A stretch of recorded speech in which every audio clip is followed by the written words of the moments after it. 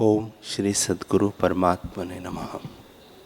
श्री योग वासिष्ठ महारामायण निर्वाण प्रकरण सर्ग 260। श्री वशिष्ठ जी बोले, हे रामचंद्र जी, सब जगत आकाश में आकाश रूप अपने आप में स्थित है और अणु अणु प्रति सर्वदा सृष्टि है, परंतु सब आभास मात्र है। तो चैत्य संबंधी होकर जीव सृष्टि का अंत ले तो सृष्टि अनंत है, इसका अंत कहीं नहीं आता। यह सृष्टि अविद्या रूप है, वह अविद्या ही चैत्य है। जब जीव अविद्या संबंधी होकर जगतों का अंत देखेगा तब अंत कहीं ना आवेगा, किंतु संसरण का नाम संसार है। जब स्वरूप में स्थित होंगे तब सब जगत ब्रह्मरूप हो जावेगा और जगत की कल्पना कुछ न भासित होगी। हे रामचंद्र जी, इस जगत के आदि में भी अद्वैत सत्ता थी, अंत में भी अद्वैत सत्ता रहेगी और मध्य में जो कुछ दिखता है उसको भी वही रूप जानो, और कुछ बना नहीं। यह जगत अकारण है, अधिष्ठान सत्ता के अज्ञान से भासित होता है। इसी का नाम जगत और इसी का नाम अविद्या है। अधिष्ठान को जानने का नाम विद्या है। हे रामचंद्र जी, न कोई अविद्या है और न जगत है, ब्रह्म ही अपने आप में स्थित है।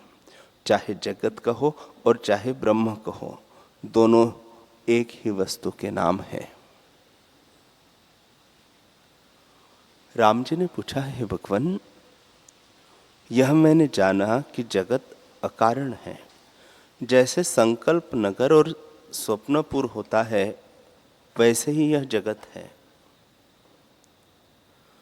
पर जो अकारण ही है, तो अब यह सब पदार्थ कारण से उपजते क्यों देख पड़ते हैं? कारण बिना तो नहीं होते, फिर ये क्यों भासित होते हैं?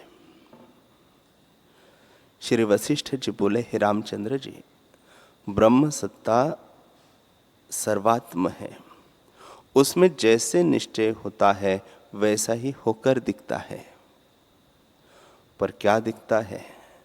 अपना अनुभव ही ऐसा होकर दिखता है। जैसे स्वप्न में अपना अनुभव ही नाना प्रकार के पदार्थ होकर दिखता है, परंतु उपजा कुछ नहीं, सब पदार्थ आकाश रूप है।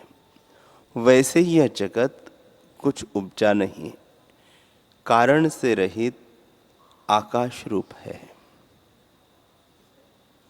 हे रामचंद्र जी, आदि सृष्टि अकारण हुई है।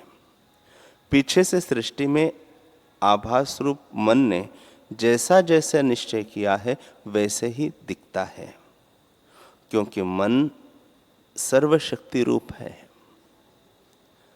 आदि सृष्टि जो उपजती है वह अकारण रूप है। पीछे से सृष्टि काल में कारण कार्य रूप हुए हैं। जैसे स्वप्न सृष्टि आदि कारण बिना होती है और पीछे से कारण कार्य दिखते हैं, पर वास्तव में न कोई आकाश है, न शून्य है, न अशून्य है, न सत्य है, न असत्य है, न सत्य असत्य के मध्य है, न नित्य है, न अनित्य है। न वह परम है, न अपरम है, न शुद्ध है, न अशुद्ध है। द्वैत कुछ नहीं, सब भ्रम है। हे रामचंद्र जी, ज्ञानवान को सब शब्द और अर्थ ब्रह्मरूप भासित होते हैं। मुझको तो कारण कार्य भाव की कल्पना कुछ नहीं। जैसे सूर्य में अंधकार का अभाव है, वैसे ही ज्ञानवान के लिए कारण कार्य का अभाव है। जो सब आत्मा ही है तो कारण या कार्य किसको कहिए?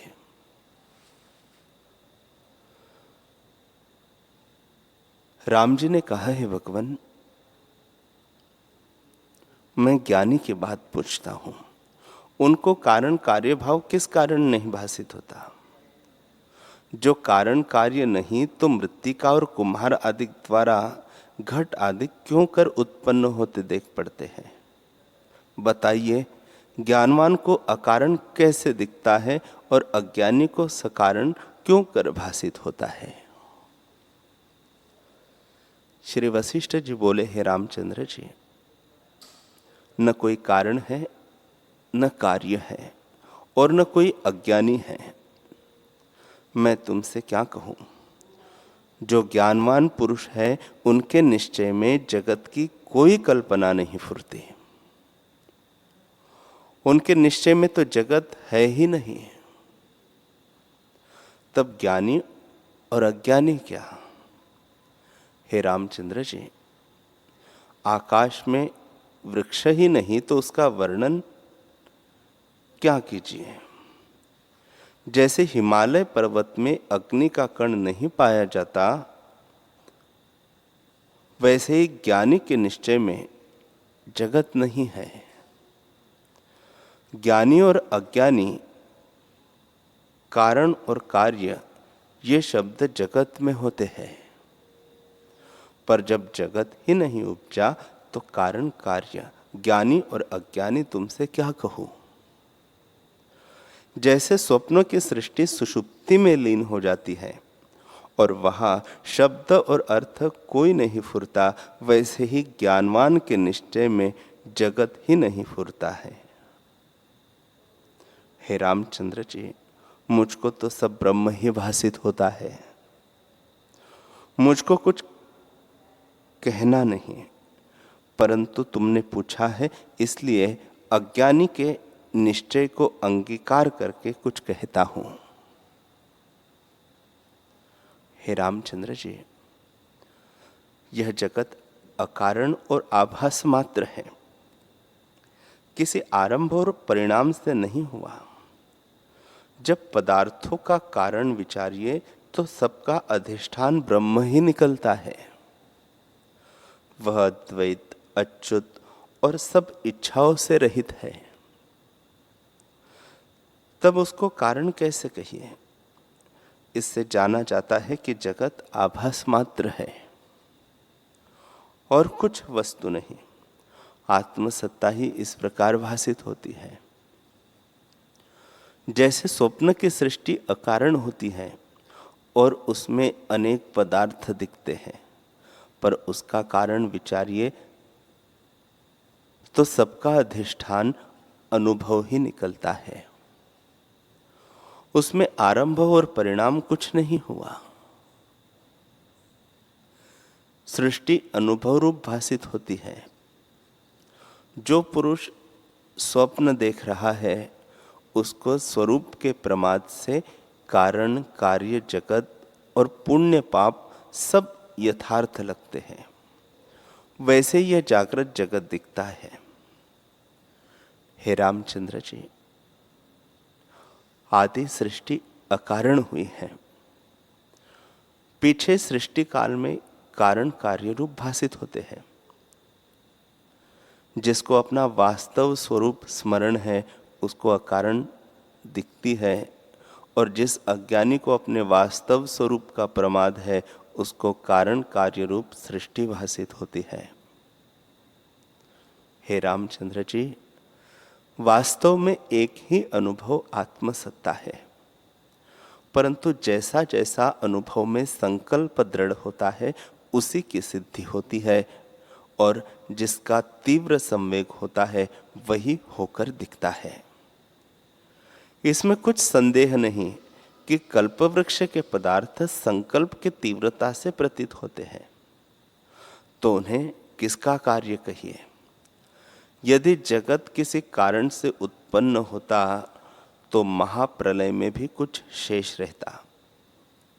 जैसे अग्नि के पीछे राख रह जाती है, पर जगत के पीछे तो कुछ नहीं रहता। जैसे स्वप्न की सृष्टि जागने पर कुछ नहीं रहती, वैसे ही महाप्रलय में जगत का शेष कुछ नहीं रहता। इससे जाना जाता है कि यह जगत आभास मात्र है। जैसे ध्यान में ध्याता पुरुष किसी आकार को रचता है तो उसका कारण कार्य नहीं होता, वह तो आकाश रूप है और अनुभव सत्ता ही फूरने से इस प्रकार होकर भासित होती है।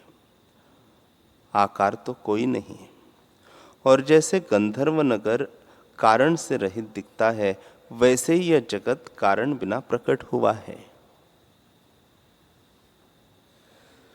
न कोई पृथ्वी है, न कोई जल है, न तेज, वायु और आकाश है। सब आकाश रूप है, परंतु संकल्प की दृढ़ता से पिंडाकार भासित होते हैं। हे रामचंद्र जी, जब मनुष्य मर जाता है तब शरीर यही भस्म हो जाता है। फिर जीव परलोक में अपने साथ शरीर देखता है और उस शरीर से स्वर्ग नरक में सुख दुख भोगता है। तो उसका कारण कौन है? उसका कारण कोई नहीं पाया जाता। केवल चेतनता में संकल्प रूप वासना जो दृढ़ हुई है, उसी के अनुसार शरीर भासित होता है और स्वर्ग नरक में दुख सुख भासित होते हैं। और जो कुछ वस्तु नहीं, सब पदार्थ संकल्प के रचे हुए हैं, वे सब आत्मरूप है। जैसे आकाश, व्योम और शून्य एक ही वस्तु के नाम हैं, वैसे कोई जगत कहो और कोई ब्रह्म कहो, इनमें भेद नहीं है। फुरने का नाम जगत है और न फुरने का नाम ब्रह्म है। जैसे वायु के चलने और ठहरने में भेद नहीं, वैसे ही ब्रह्म को संवेदन के फुरने और न फुरने में कुछ भेद नहीं है। जो सम्यक दर्शी है, उनको सब जगत ब्रह्म स्वरूप दिखता है। इस कारण दोष किसी में नहीं रहता और जो बड़ा कष्ट प्राप्त होता है तो भी उन्हें खेद नहीं होता। जैसे कोई पुरुष स्वप्न में युद्ध करता है और उसको अपना जागृत स्वरूप स्मरण हुआता है, तो वह स्वप्न को स्वप्न जानता हुआ युद्ध करता है तो भी दुख नहीं होता। वैसे ही जो पुरुष परम पद में जागा है, उसकी सब क्रियाएं होती हैं, परंतु वह अपने को अक्रिय जानता है। हे रामचंद्र जी, ज्ञानवान की सब चेष्टाएं होती है, परंतु उसके निश्चय में क्रिया का अभिमान नहीं होता। जैसे नट सब स्वांग भरता है, परंतु अपने को स्वांग से अलग और स्वांग की क्रिया को असत्य जानता है, क्योंकि उसको अपना स्वरूप स्मरण रहता है। वैसे ही ज्ञानवान सब क्रियाओं को असत्य जानता है। हे रामचंद्र जी, ये सब पदार्थ अजात जात है, उपजे नहीं। जैसे स्वप्न में पदार्थ दिखते हैं परंतु उपजे नहीं, अपना अनुभव ही इस प्रकार दिखता है, वैसे ही ये जगत के पदार्थ भी अनुभव रूप ही जानो। हे रामचंद्र जी, बहुत शास्त्र और वेद मैं तुमको किस लिए सुनाऊं और किस लिए पढ़ूं? वेदांत शास्त्रों का सिद्धांत यही है कि वासना से रहित हो, इसी का नाम मोक्ष है। वासना सहित का नाम बंधन है। वासना किसकी कीजिए? यह सब सृष्टि तो अकारण भ्रम मात्र है, इसमें क्या आस्था बढ़ाइए? ये विषय तो स्वप्न के पर्वत है। श्री राम जी ने पूछा, है भगवान, सब जगतों में तीन प्रकार के पदार्थ है। एक अप्रत्यक्ष पदार्थ, दूसरे प्रत्यक्ष पदार्थ और तीसरे मध्यभावी। जैसे वायु अप्रत्यक्ष है क्योंकि रूप से रहित है, परंतु स्पर्श से प्रतीत होती है, इसलिए मध्यभावी प्रत्यक्ष है। अप्रत्यक्ष वह जो किसी को मिले नहीं, ऐसी वह संवित अप्रत्यक्ष है। हे मुनीश्वर, चंद्रमा के मंडल में भी यह संवेदन जाता है और फिर गिरता है, और चित्त से चंद्रमा को देखता है और फिर आता है। इससे जाना कि यह निराकार है। जो साकार होता तो चंद्रमा रूप हो जाता, फिर लौट कर न आता। जैसे जल में डाला हुआ जल फिर नहीं निकलता, इस कारण जानता हूं कि यह अप्रत्यक्ष अर्थात निराकार है। हे मुनीश्वर, अज्ञानी का आशय लेकर मैं पूछता हूं कि इस शरीर में जो प्राण आते जाते हैं वे कैसे आते जाते हैं? जो तुम कहो कि संवित जो ज्ञान शक्ति है इस शरीर और प्राण को लिए फिरती है, जैसे मजदूर भार को लिए फिरता है, तो ऐसे कहना ठीक नहीं, क्योंकि संवित अप्रत्यक्ष निराकार है। अप्रत्यक्ष साकार से नहीं मिलता, तब वह चेष्टा क्यों करे?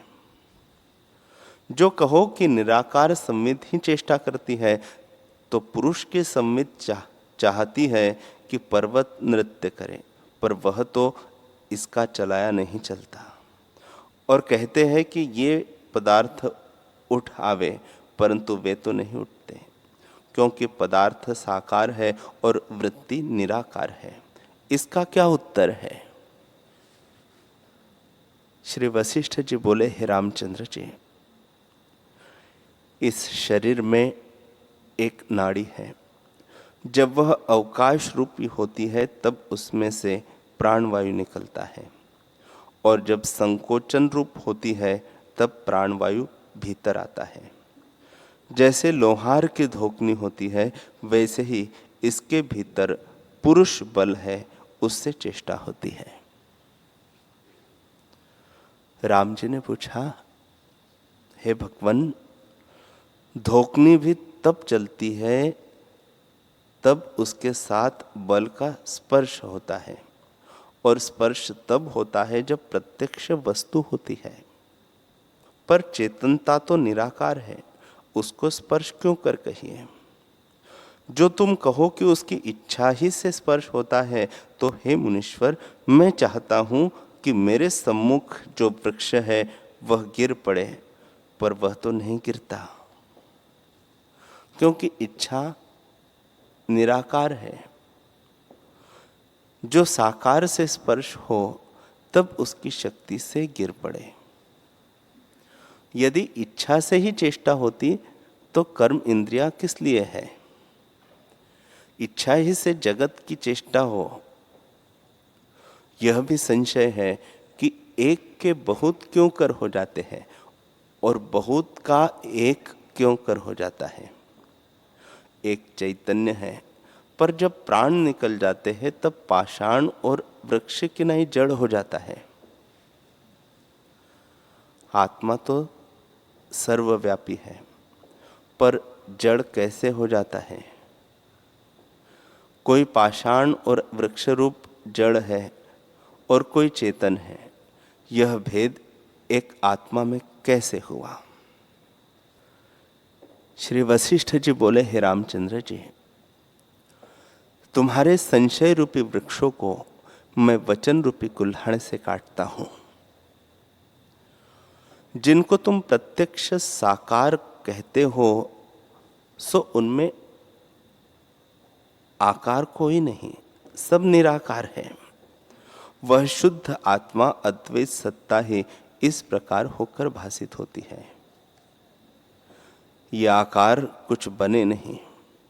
जैसे स्वप्न नगर में जो आकार दिखते हैं वे सब आकाश रूप निराकार है, वैसे ही ये आकार भी जो तुमको दिखते हैं सब निराकार है। स्वप्न में जो पर्वत दिखते हैं वे किसके आश्रय होते हैं, और देहादिक देखते हैं वे किसके आश्रय है। इसलिए वे कुछ बने नहीं, अनुभव सत्ता ही आकार रूप होकर दिखती है। वैसे इसे भी जानो कि आकार कोई नहीं।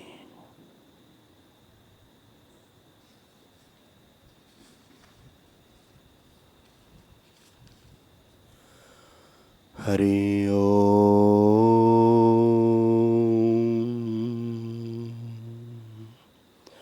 हरि ओम।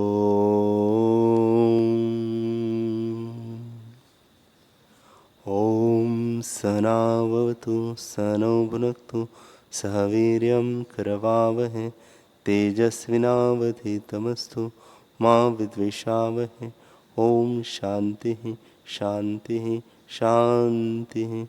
श्री सद्गुरुदेव भगवान की जय।